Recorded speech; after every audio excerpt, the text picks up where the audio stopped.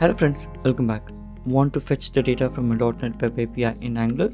In this video, we will build a reusable Angular service to make the API calls the right way. So stay tuned for the best practice, live coding and a demo.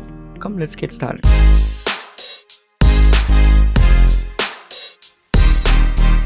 So this video is part of the Smart Certify app full stack development video series. We were building the online certification app. And in this video, we'll be specifically diving into the Angular services. So this is the demo app that was already deployed. So what we are going to do is, we are going to go to this kind of a course route and where we are fetching the data from the API to show this kind of an UI. So if you look at this, if I go to course, there's an API being called and this API is going here and we're getting a response. So we're going to see how to handle this. So the code is in the github.com/learnsmartcoding. If you go to repository and search for the Smart Certify, and you will see the Angular app and the .NET app. So for Angular, take this code, and I have opened that code in the local, and this is the code. So I'm going to walk you through what we are going to do as part of this video. So what I've done is, so under the components folder, I created two components called courses and tech filter. So I created using the CLI command ng generate component, under the components folder a tech filter component and the courses component. That's it. I use this to generate these two commands. So I use these two commands to generate two components, and what we are going to do is, now we are going to generate a service first. So in order to generate the service, let's use the command called ng generate service space where you want to generate the service. So I wanted to generate the service under a folder called services slash, and the service name is course. So the service name is courses. So the moment I type this, you can see under the app there will be a folder called services and a service is created. So there will be a service that is created here, and you can see the same name with spec.ts. So spec.ts is the unit test file that is generated according to the command. We can actually delete this, we don't need this. So let's go to this services and see what is here. Okay, so let's understand what is here. So there is a class, so export class name, a class that is decorated with injectable but becomes a service. So if you see injectable on top of a class as a decorator, it is becoming a service. And there is something called provided in. Provided in root is the best practice that you need to follow. Basically, if you don't have this, you can provide this service in a particular component or at the root level, but the recommended way of doing is provided in at the root. By having this, what happens is this becomes a singleton service, so anything that injects this will have only one instance throughout the application. Alright, so that's it. And this injectable is from the Angular core, that's why the import statement is here. Now we need to call the external API from here. So in order to do so, let's proceed with a variable called a private base URL. So base URL is nothing but the API URL. Okay, so we will come and fill it here. And in the constructor, what you need to inject is, you need to inject a service called HTTP. So we're going to name this as a HTTP. The service name is HttpClient. Okay, so you have to inject the HTTP client. If you see, that's coming from Angular/common/HTTP.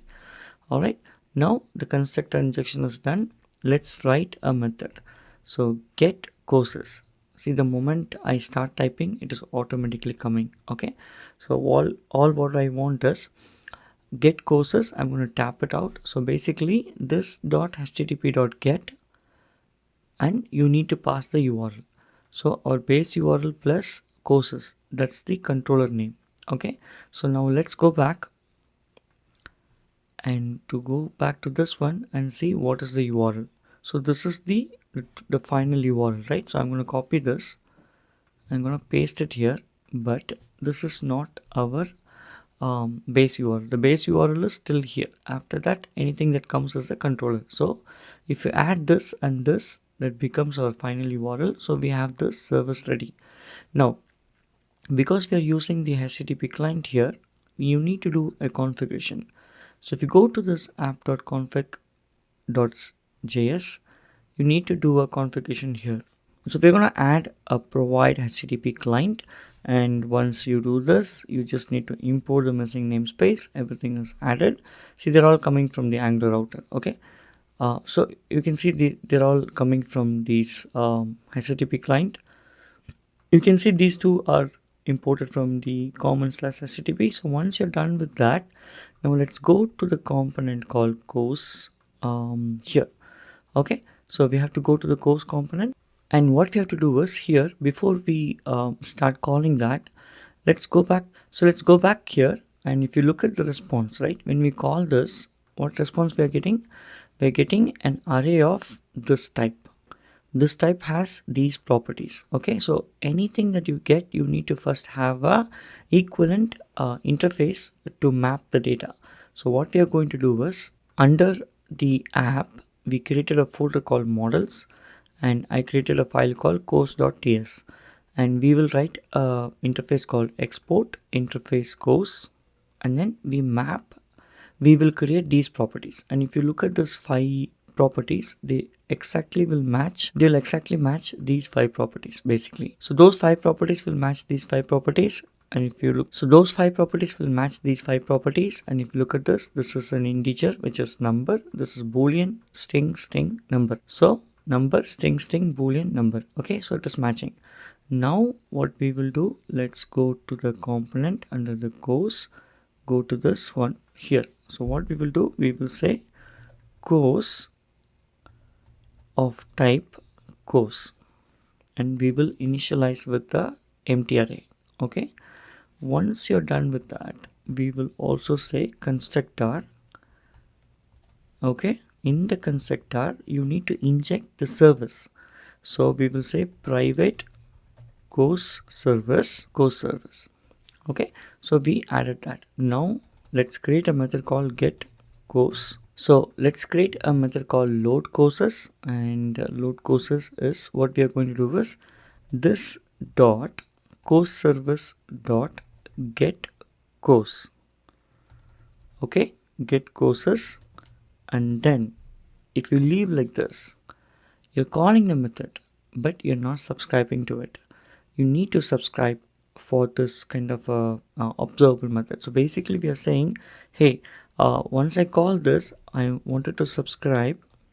Okay, and then when the data comes, I'm saying the course is the data that is coming, and then I am assigning this course's data to this local variable. So that is what I'm saying. But if you look at this, it is giving us error. It says the object is not assignable, because this course, if you go here and do a F12, it says it's going to call this, but right now it is returning a type called any.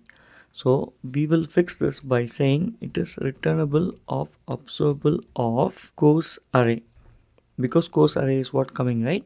So we are returning this, so which means I will copy this, and then I will say when the response come, cast it to this.